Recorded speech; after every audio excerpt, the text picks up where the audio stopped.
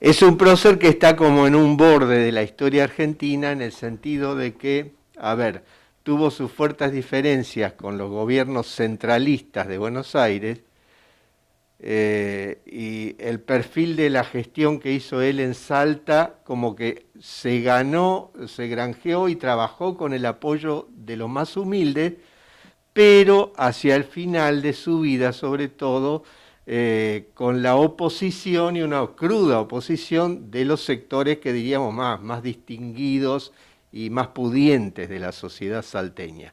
Todo esto tiene su explicación, o sea, no hay capricho, no hay maldades en esta historia, pero sí como que lo ponen en un lugar difícil de reconocer para la historia convencional, digamos. La prueba está que de todos los próceres que tenemos en la galería, es el último que se incorpora con una fecha que por mala costumbre argentina es la de su muerte, como lo mismo que hacemos con San Martín, con Belgrano, generalmente porque las fechas de muerte coinciden con el funcionamiento de las escuelas, que es donde se hacen los actos. Entonces, bueno, todo esto se entrevera, pero yo te diría que, a ver, como una primera nota, y que la figura de Güemes, a pesar de esta conmemoración, todavía no ha sido apropiada por el imaginario colectivo de los argentinos. Decimos San Martín y bueno, alguna imagen se nos aparece en mente, decimos Belgrano también. Güemes, más allá del gaucho combatiente, y es muchas cosas más que el gaucho combatiente, tanto para rescatar como para discutir. Bueno, no quiero seguir hablando solo porque... ¿Por qué se lo conmemora este día? ¿Y cómo llega a que se Sí, lo conmemore en este día? claro, se lo conmemora, bueno, porque fue el día de su muerte en circunstancias muy particulares. Después, aunque sea un minutito, les voy a tratar de contar un poco. Y se lo conmemora, fíjate que no es tanto el día solo de Martín Miguel de Güemes, sino de la independencia americana. Porque, bueno, en su vida apostó, desgastó su vida, desgastó los recursos de su provincia, también, esto hay que decirlo, y de la región donde vivía, en beneficio de la causa de la independencia de América. Porque, bueno, colaboraba desde una función de manejo de tropas y de defensa de la frontera con San Martín, que estaba en otro frente luchando, pero en base a un plan combinado. Entonces lo recordamos por esto, porque fue un defensor de las fronteras argentinas, por eso que, por ejemplo, la Gendarmería lo tiene como su figura tutelar, digamos, o simbólica, y porque peleó por la independencia de América. Y por esto, de que peleó de una manera especial. San Martín es el general, digamos, que tiene toda una visión logística y estratégica, y Güemes es el que más moviliza las poblaciones, aquella Salta de la que él era gobernador, y la moviliza y un poco la lleva a sacrificio, sacrificio de gente, de riquezas, de bienes. Por eso es que aparece una oposición interna en Salta misma a Güemes, que nos puede parecer antipatriota, pero bueno, es la gente que veía que perdía todo en esta causa, como suele perderse cuando uno lucha por la patria. ¿Cómo es la conexión que realiza Güemes viviendo en Salta Claro, con San Martín para esta causa? qué buena pregunta. Pasa lo siguiente, Güemes de jovencito, él era hijo de una familia, diríamos hoy, linajuda de Salta. Quizá no tan rico, sino pero con apellido, con antecedentes. La mamá era descendiente del gobernador, del fundador de la ciudad de Jujuy. El papá era un español, pero un español adinerado, que tenía comercio, hacía comercio con el Alto Perú, con Potosí, que era la zona más rica de América del Sur en esa época, donde hoy está Bolivia, los yacimientos de plata. Pero él de joven se va a Buenos Aires, y aquí que en Buenos Aires lo agarran las invasiones inglesas. Él ya estaba incorporado a una especie de fuerza militar, era tipo milicia, desde los 14 años, pero a la vez estudiaba filosofía. Era una figura muy interesante, realmente. Entonces se va a Buenos Aires y en Buenos Aires lo encuentran las invasiones inglesas. Entonces un episodio muy raro que se da en las invasiones inglesas, y que yo, en la historia de la guerra en el mundo, gente que agarra un barco a caballo, ahí estaba Güemes, que arma una partida con jinetes venidos del interior, sobre todo salteños, y a Pial y a Lazo se van sobre un barco que había quedado encallado en el barro, intentando traer a los soldados ingleses, la fragata Justin. Y la toma. Debe ser un caso muy poco frecuente, repito, en la historia de la guerra. Realmente para una novela de aventura esto, ¿no? Bueno, sigue en Buenos Aires, ya es reconocido entonces un jovencito, 20 años, tiene como militar por sus dotes como combatiente, pero está estudiando matemáticas y dibujo todavía no era universidad, el Colegio Real San Carlos de Buenos Aires, y con profesores particulares. Yo digo todo esto como para sacar un poco porque lo vemos como un guerrillero gaucho, es mucho más que eso y es otras cosas, que por ahí nos pueden gustar o pueden no gustarnos, no sé. El hecho es que ahí Güemes gana prestigio y es reconocido como jefe militar, de tal modo que cuando estalla la Revolución de Mayo, al otro día ya está formando un grupo de gente para apoyar a la revolución y para combatir en su provincia, a la cual va a volver, que se van a llamar curiosamente los bomberos de Güemes. Bomberos no porque van a apagar el fuego, sino porque van a bombear, a ver cuáles son los movimientos de sus enemigos, y brinda una valiosísima ayuda a los ejércitos patriotas. Después ya es incorporado como jefe militar. Belgrano lo manda desterrado a Buenos Aires porque por una pelea de mujeres se bate a espadazo con varios otros colegas oficiales, pero Belgrano reconoce las cualidades humanas y militares de Güemes, y San Martín también. San Martín lo nombra benemérito de la patria. ¿Qué tal? Ser designado benemérito de la patria a pedido de José de San Martín. Parece una paradoja que tanto San Martín como Belgrano lo consideren un prócer, sí, y que nos cueste tanto reconocerlo como prócer también. Tengo entendido que recién en 2005 sí, es que empieza todo un movimiento para poder claro, reconocerlo como tal. En Salta siempre fue reconocido y recordado. No tanto, yo te diría, en Salta misma a partir de los 50 años de su muerte, porque quedaba una oposición interna muy fuerte a Güemes, lo consideraban un déspota que había vaciado los recursos de la provincia, y es verdad, no se había guiado mucho por las instituciones y las leyes. Esto también hay que decirlo, porque si no es como que tenemos una figura de un angelito, y bueno, por ahí no lo era tanto. Y costó, claro, insertarlo en esta galería nacional que tenemos de los héroes. Por ahí hay otros que uno debatiría largamente a ver si deben estar o no, y faltaba este hombre que, mirá, murió a los 36 años de edad.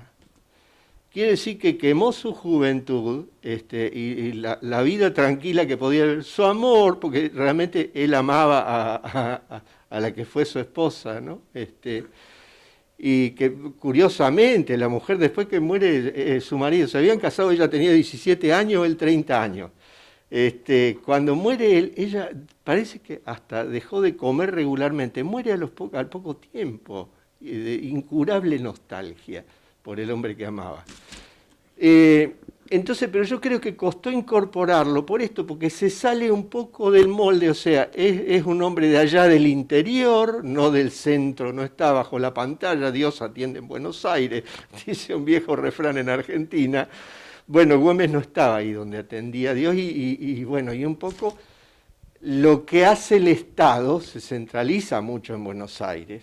Hoy nomás a veces pones un canal de televisión, te habla más de los problemas que tienen los ciudadanos de Buenos Aires, con el tránsito, con lo que fuere, que de lo que puede estar pasando en el noroeste argentino o en la Patagonia.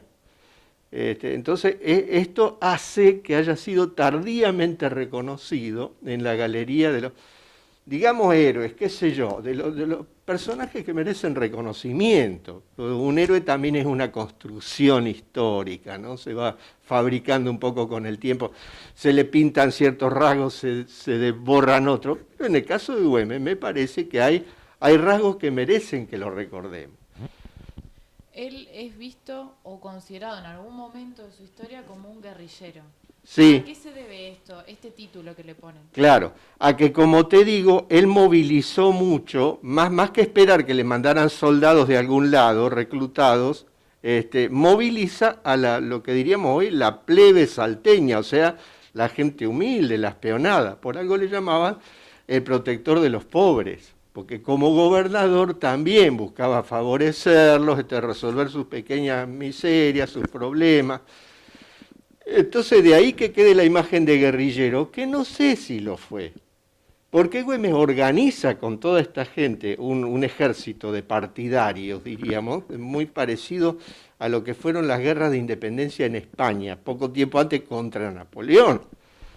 Guerrilleros, diríamos hoy entre comillas, que le pusieron freno al poder de Napoleón, nada menos, pero que sin embargo, cuando vos vas a analizar las dos campañas, la de aquellos españoles, como el empecinado, figuras, pequeñas salidas de ambiente campestre, y comparás con lo que hizo Güemes, hay varios rasgos en común. Uno sí es esto de la iniciativa popular.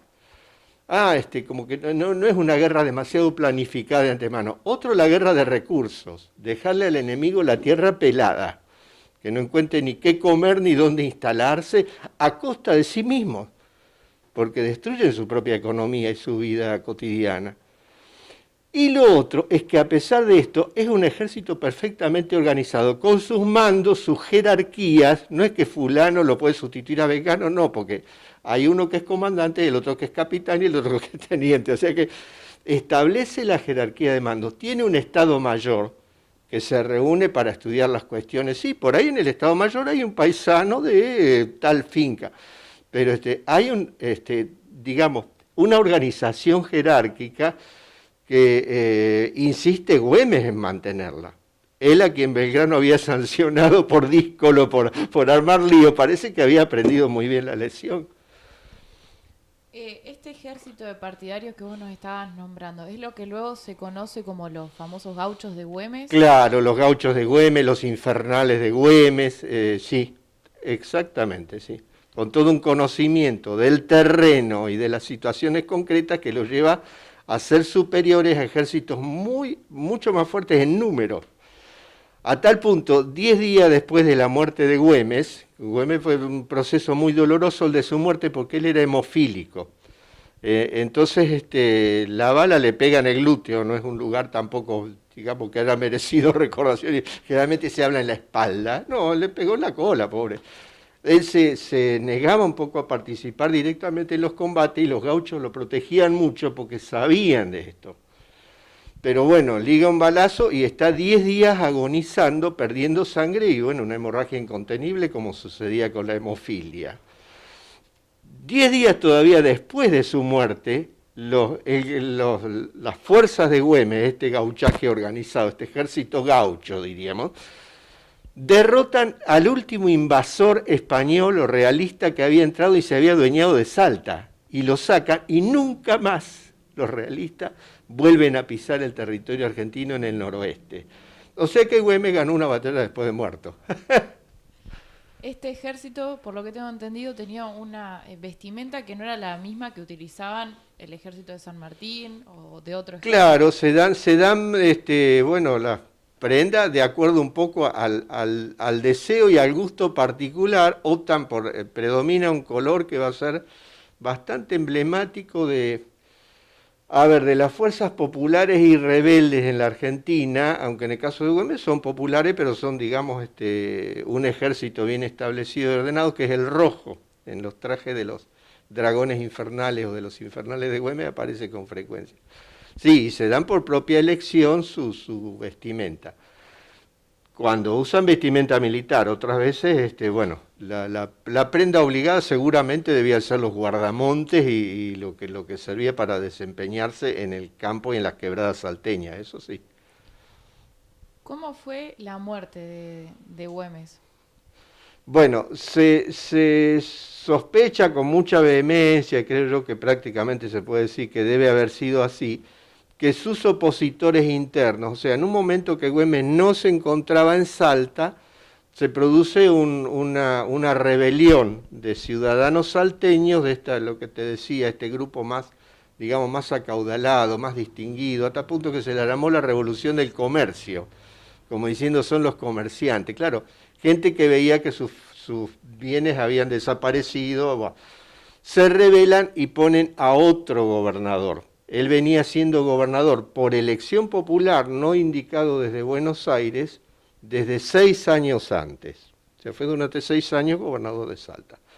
Todos los años el cabildo con mandato popular le renovaba el mandato.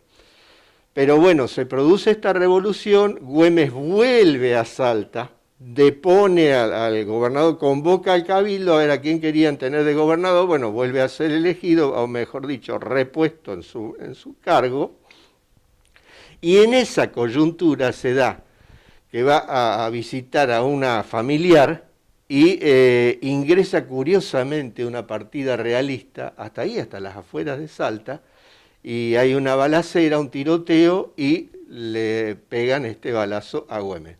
Siempre se sospechó que esta gente contaba con informantes desde adentro de Salta, conforme a los cuales sabía que en tal momento Güemes iba a estar en tal lugar y que se podía ingresar, porque además no es fácil transitar esas quebradas que llevan hasta el Chamical. Así que bueno, esto también un episodio bastante novelesco, ¿no? Pero lamentable porque digamos que acá la disidencia interna ayudó a que Güemes muriera, único general argentino que murió por obra de un enemigo externo al país. Otros generales murieron fusilados por sus compatriotas, o en combate contra sus compatriotas en las guerras civiles. Güemes no, es el único. ¿Quién continúa lo que Güemes había empezado después de muerto?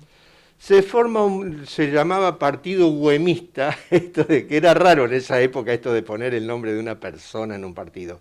¿Que lo dirige quién? Macacha Güemes, la hermana de Güemes, 2 años o 3 años menor, que era un personaje también de armas llevar, muy política la mujer, y durante años va a sostener la causa de este sector más humilde, que se apoya por lo menos en la parte más humilde de la sociedad, para mantenerse en la lucha por el poder en Salta. No siempre con buenos resultados, en realidad recién hacia el final de la vida de Macacha, varios años después, logra poner un gobernador de este grupo, digamos.